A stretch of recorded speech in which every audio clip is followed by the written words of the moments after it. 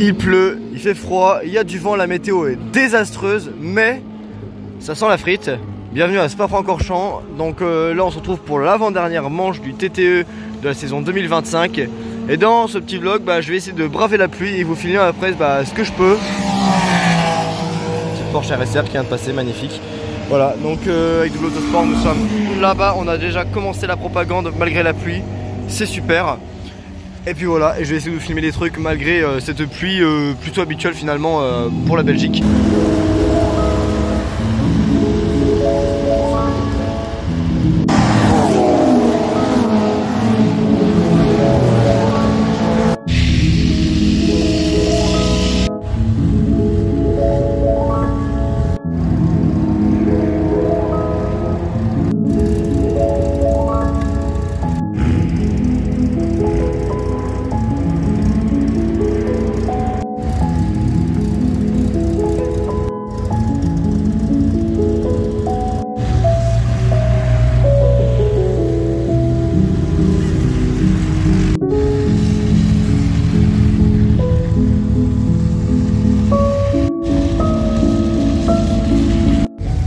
Alors là on a pas mal de petites monoplaces qui vont se préparer à partir sur le circuit. Là on a une superbe Lola T200, magnifique.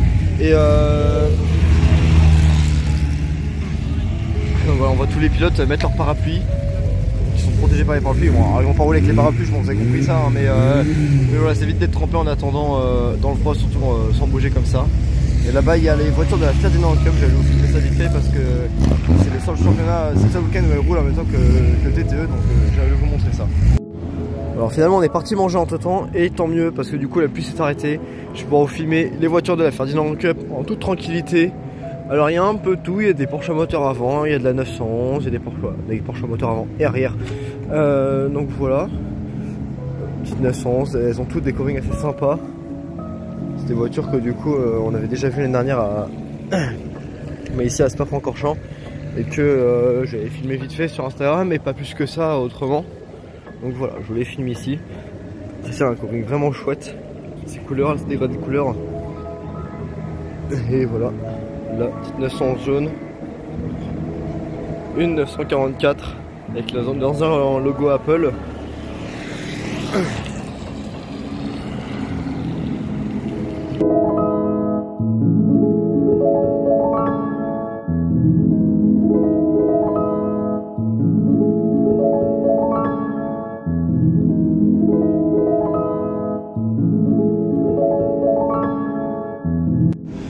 Et comme quoi l'excuse de ne pas avoir un 4x4 n'en est pas une pour faire du camping. Là on a une Porsche, ça m'a l'air d'être une 924 malgré le kit. Une 924 préparée course même un peu, qui a une énorme tente de toit dessus. Comme quoi... ah oui c'est une 924S, donc c'est un peu plus bodybuildé mais c'est pas une 944, ça reste quand même un peu plus petit. Bon ça je me suis rendu compte que je montais en exigence parce que je me suis dit bon il n'y a pas grand chose, j'ai quand même pas faire du petit car spotting. Mais bon, on va quand même faire un petit tour. Voilà. Donc beaucoup de Porsche de course encore. Ça doit être encore une 944, je pense pas que c'est une 924S. Voilà. On a cette magnifique, par contre, j'ai dit ça c'est sympa, superbe Porsche. Alors je sais pas si c'est une réplica ou une officielle. Elle a une config assez spéciale. Impossible de dire ça comme ça. Bon, je pense que c'est quand même une réelle 911, donc ça serait les premières générations. On les reconnaît avec les petites grilles ici. Relativement large. Bon je m'attarde pas trop là-dessus parce que c'est un peu la mal aimée des supercars, mais BMW i8, donc voiture hybride. Et derrière il y a peut-être d'autres caisses assez sympas aussi, on va aller voir. Mazda RX-8, M4, M3 Touring G81. On va continuer, on va voir derrière il y a une Mercedes C63 d'ailleurs qui est garée. On va continuer, l'année dernière j'ai vu un peu ressangoué à cet endroit, donc bon. Petite BMW, je crois que c'est juste une série 5 pack M, c'est pas, je crois que c'est sur une M5. Et voilà, allez on continue. Bentley Bentayga phase 2, mais moi je vais surtout vous montrer quelque chose beaucoup plus intéressant que je viens de voir. Moi qui pensais que la Xantia est une BMW, n'importe quoi, une Bentley Continental cabriolet phase 2. Je pensais que la Xantia serait la seule ancienne Youngtimer, ancienne, enfin vous avez compris. Je pensais que la Xantia allait être la seule Youngtimer de ce circuit, et pourtant superbe Peugeot 405 en plaque hollandaise, superbe avec le toit ouvrant, Petit aileron, est-ce que c'est une série spéciale? Je sais pas si. Il n'y a rien indiqué, elle a un long feu un peu comme ça qu'ils ont été vendus aux US. Franchement, je suis refait de voir ça. Ça fait plaisir au milieu de toutes ces supercars et des voitures à 300 000 €, bah, une superbe Peugeot 405. Alors j'ai pris un peu de hauteur, je suis actuellement au deuxième paddock, le plus grand des deux. Donc je suis tout en haut. Et on a un spot assez sympa, donc on voit les voitures arriver de loin. On va voir passer devant nous dans la ligne droite.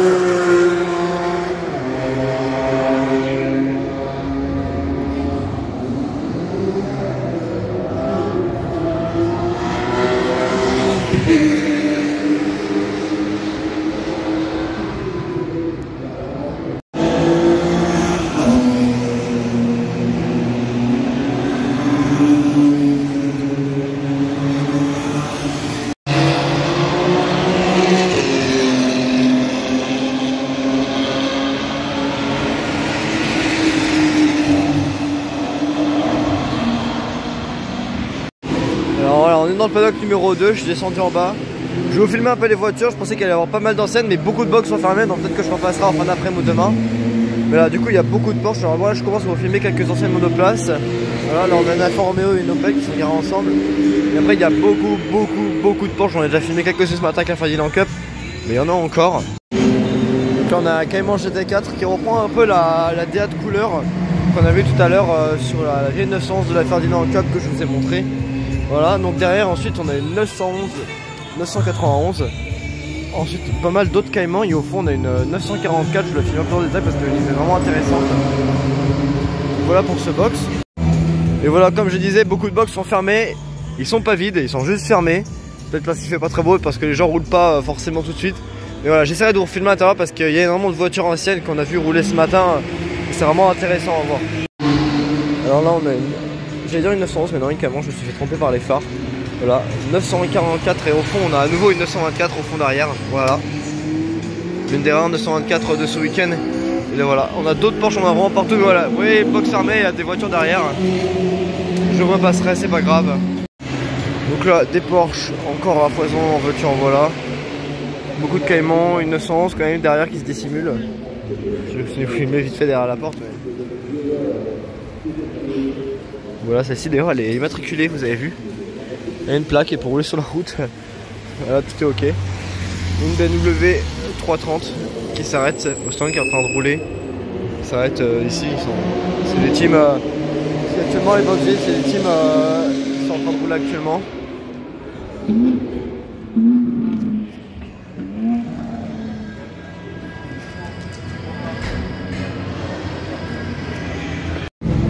Ça c'est, je vous la filme parce que vous avez vu, elle a des disques à l'arrière pour le refroidissement des freins. C'est peu commun de voir ça sur une GT et encore moins sur une BMW de cette génération là. En tout cas ça fait un très beau bruit.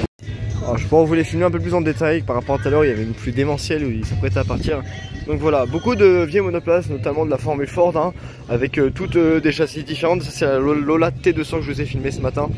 Vous voyez que c'est vachement brut, hein, ça veut dire qu'il y a vraiment un moteur, un châssis tubulaire, une coque, des triangles et des roues et rouler jeunesse. Voilà, ça s'arrête là, vous voyez, il n'y a rien d'autre. Hein. Donc voilà, un peu comment c'est foutu. Donc ça c'est le levier de vitesse que vous voyez à droite, voilà, le levier de passage de vitesse. C'est souvent des moteurs, Formule Ford, dans le nom c'est des moteurs Ford qu'on retrouve dans le commerce automobile, qui sont après préparés à la course, mais c'est des moteurs souvent qui sont pas très puissants, c'est des moteurs 1.6, 1.4, 2 litres pour les plus grosses. Voilà, des moteurs qu'on trouve sur des bagnoles, genre les Ford Cortina, des trucs comme ça, et on les met dans des monoplaces qui pèsent que dalle, et puis ça fait une voiture de course. Pour le podium, on va appeler sur... Je vous filme celle-ci aussi qui est super chouette, vraiment c'est une Van Diemen, voilà, Formula Ford 1600 qualité 6. Voilà, je vous filme l'arrière, tiens, pour montrer un peu l'aspect mécanique. Alors c'est exceptionnel, il y a presque un bout de ciel bleu. Alors qu'on se faisait arracher par la pluie hier, on s'attendait pas à grand chose, mais voilà. Donc là voilà, un vieux moteur, vous voyez qu'il est pas très gros, hein, c'est un petit 4 cylindres. Puis voilà un peu comment c'est foutu, il y a tout qui a l'air libre comme ça. Celle-ci elle a même pas de capot, il y a tout qui prend la pluie et voilà, il n'y a pas de soucis. Voilà, c'est comme ça que ça marche. Alors là certains me demanderont pourquoi tu filmes cette espèce de grosse patate électrique. Et bah regardez la plaque. La plaque reprend exactement le nom du modèle de la voiture. Et c'est pas une plaque rajoutée comme ça pour Expo. C'est sa vraie plaque d'immatriculation. Car en Belgique, pour environ l'équivalent de 1000 €, on peut avoir une plaque personnalisée. Voilà, donc il faut juste que personne n'ait déjà eu l'idée de cette plaque. Et puis voilà, vous pouvez mettre la plaque que vous voulez sur votre voiture. Alors l'année dernière, cet endroit-là, c'était un parking, on pouvait se garer là. Et là, cette année, c'est là que sont entreposées toutes les voitures parce qu'ils ont mis ça à l'abri. Donc voilà, c'est là qu'ils ont mis toutes les voitures après avoir roulé. Voilà. Donc la petite M2 par exemple. On a une BMW M4 également ici. Je vais vous montrer cette voiture un peu atypique, une grosse Chevrolet de NASCAR. Impressionnante avec une énorme pelle à tarte à l'européenne. Mais ça fait vraiment quand même relativement américain. Regardez la gueule du machin, elle est impressionnante. J'ai déjà filmé une autre voiture de NASCAR qui avait roulé une fois sur une manche de TTE. Alors là on n'est pas sur un championnat TTE, hein. C'est d'autres voitures qui roulent la même week-end, mais là, c'est pas un championnat TTE. Mais voilà, la gueule que ça a, c'est vraiment tout est faux, hein. Les feux sont faux, la calandre est fausse, c'est vraiment juste une énorme caisse en fibre qui va par-dessus un châssis tubulaire. Et voilà, attends, c'est quand même immense comme voiture, on se rend pas forcément compte quand on les voit sur les circuits de loin. Mais regardez, par rapport à une série 3 par exemple à côté, ça fait quand même un gabarit qui est relativement gros. Vous voyez la taille par rapport aux voitures à côté. Donc voilà, sur un circuit assez grand comme Spa, il y a la place. Mais quand je pense à des circuits comme par exemple Dijon, bah ça commence déjà à être un peu plus serré dans les virages. Moi j'étais parti faire un petit tour voir au parking, c'est pas quelques supercars. Malheureusement la météo a fait que je pense que beaucoup de gens sont venus avec d'autres voitures un peu plus ordinaires. Ils n'ont pas forcément sorti les supercars pour un week-end qui s'annonçait très pluvieux. Mais petit lot de consolation, finalement il y a quand même une petite Ford Sierra au fond de ce parking. Une voiture de course, je sais pas si elle roule ce week-end, ça n'a pas l'air du tout. Tiens, avec un petit caillou du coup parce que ça a certainement pas de frein à main. Voilà, petite Ford Sierra prépa course qui est au fond du parking. Alors là c'est top, on a du ciel bleu, super BMW immatriculé en Allemagne. Mais je vais vous filmer la Ferdinand Cup qui est à partir pour une course de 50 minutes, ils viennent de l'annoncer. Et là il y a quoi vraiment de faire des petits plans sympas si le soleil veut bien revenir quand même, parce que là c'était bien avec le soleil.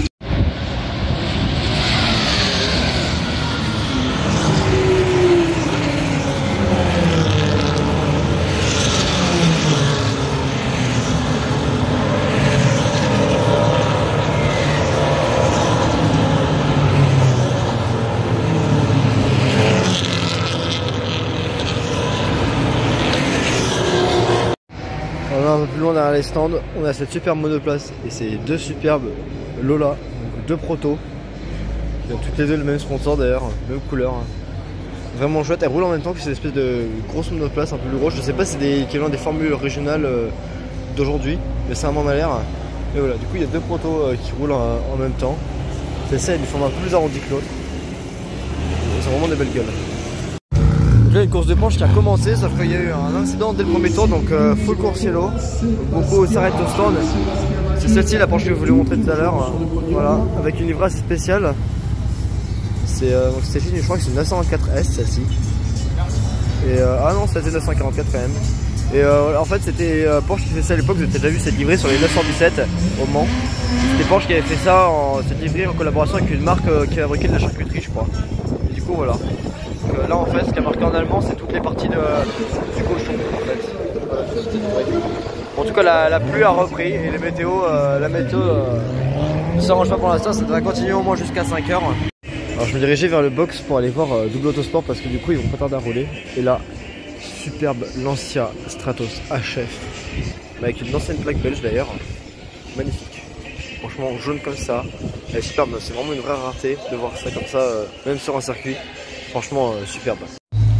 Je vous montre un peu les paddocks Double Autosport. Donc les deux voitures ne sont pas exactement à côté, vous voyez, c'est même pas au même niveau.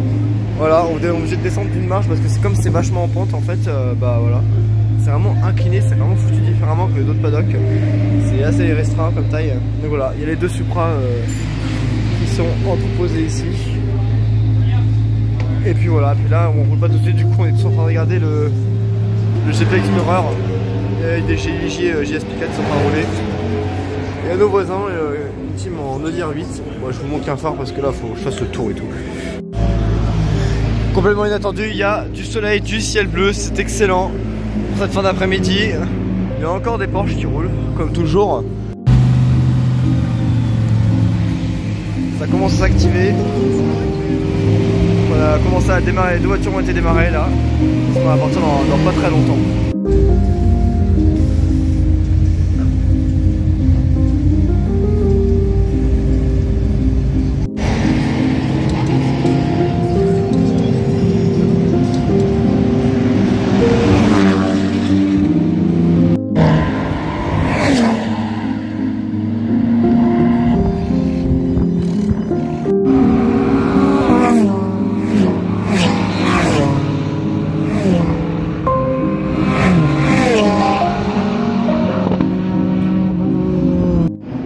Bon, en car spotting, j'aurais fini par vous retrouver une Ferrari.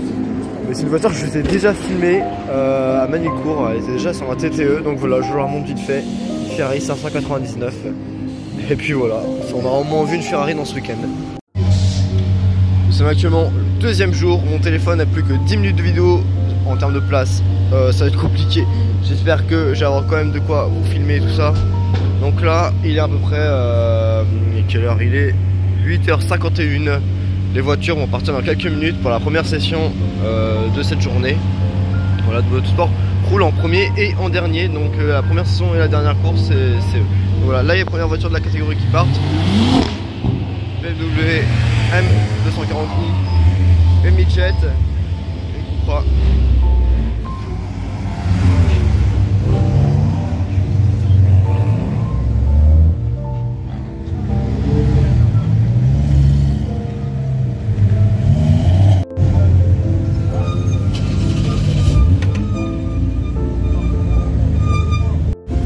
Voiture que j'ai jamais vu sur les manches du TTE, mais maintenant il y a cette BMW M3 qui a rejoint la course. Elle était déjà sur la course hier, voilà. Déteint un peu avec son look vintage un peu par rapport aux autres voitures qui sont relativement modernes sur les TTE. Et voilà.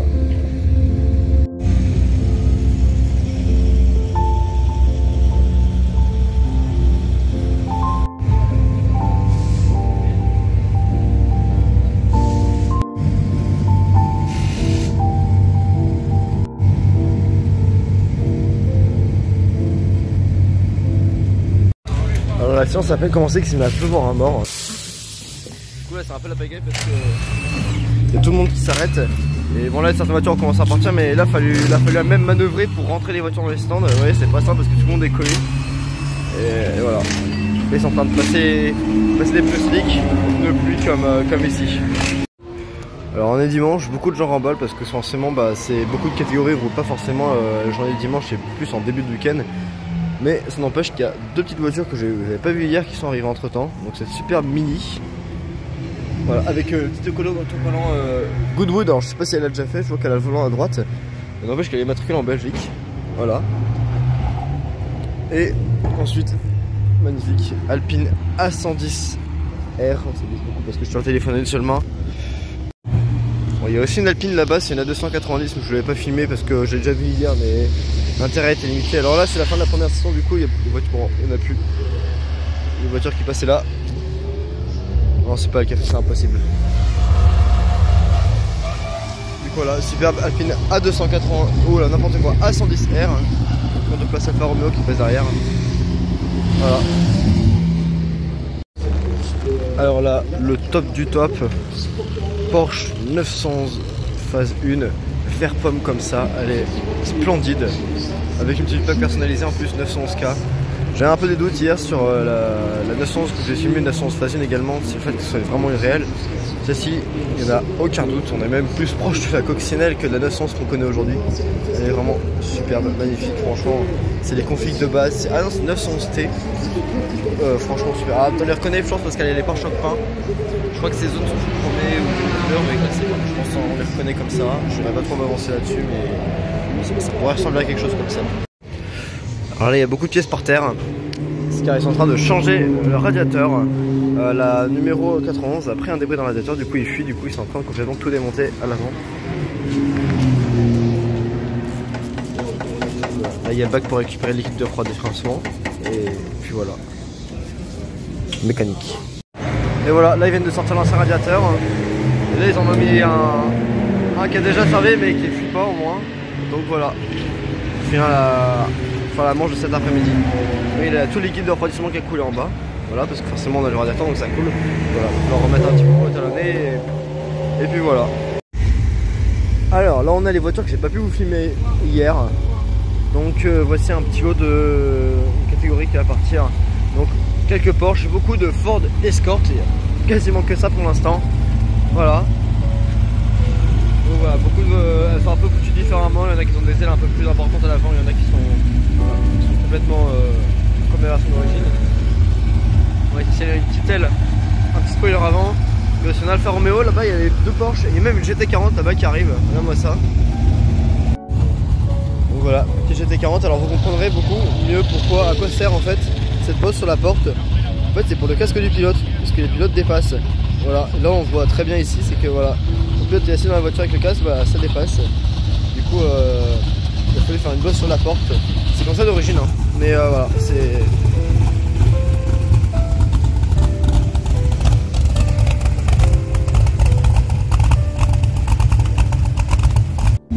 Alors là, en espèce d'ovni, je saurais même pas vous dire ce que c'est. Franchement, là, j'ai jamais vu cette voiture, même à d'autres événements. Ça ressemble à de la Lotus, mais alors, est-ce que je peux vous confirmer ça? Franchement, peut-être qu'il m'écrasera pas et que je pourrais voir ce qu'il y a sur le truc. En tout cas, elle est vraiment belle, elle a des belles formes à l'anglaise.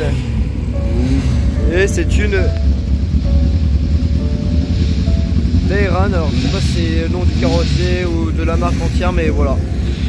J'ai jamais vu ça avant, je connaissais pas du tout ça pour le coup.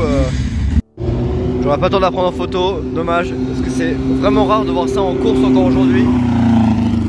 Presque autant inconnu au bataillon que la voiture que je les ai filmées. Alors ça je sais ce que c'est une Lotus Europa. C'est la première fois que j'en vois une rouler en course. Alors c'est déjà relativement rare hein, dans le reste de l'Europe, hors Angleterre. Et là c'est quand même assez exceptionnel. J'ai essayé de traverser sous la piste et essayer de monter dans les gradins. On voit rien avec le contre-jour, il y a un peu de soleil. Dans les gradins qui sont là-bas et essayer de faire quelques plans sympas. Il y a énormément de vent, je suis essoufflé parce qu'il y a une dénivelée de malade.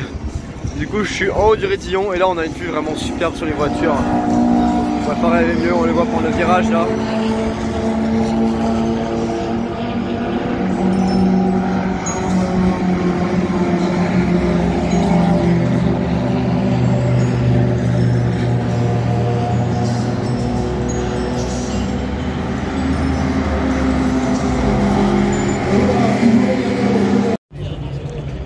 Alors là j'ai 3 minutes 30 de vidéo restant sur mon téléphone, pas une de plus.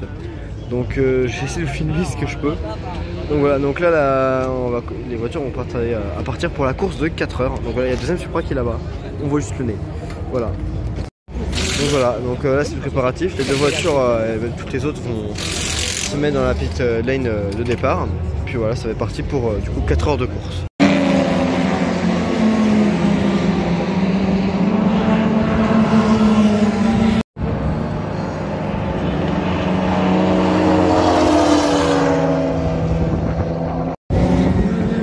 Beaucoup plus long dans le circuit, ceux qui connaissent un peu le tracé savent où on est. Il y a énormément de vent, je sais pas si vous allez m'entendre.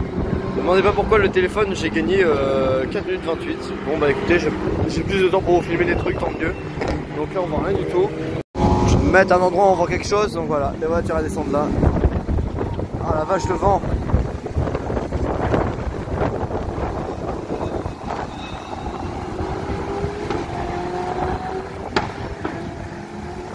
C'est là qu'on réalise à quel point le circuit est grand parce qu'on voit les panneaux au loin là-bas et il paraît tout petit depuis où on est.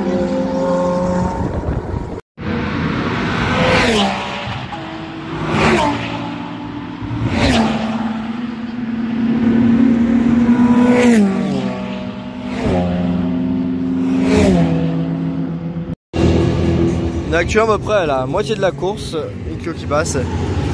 Et donc là il y a... c'est un peu galère au niveau des pneus parce qu'il y a beaucoup de différences de météo. Entre un coup la pluie et du soleil c'est compliqué de s'y retrouver. Là l'une des deux Supra va pas tarder à s'arrêter pour refaire le refuel et changer les pneus. Voilà voilà.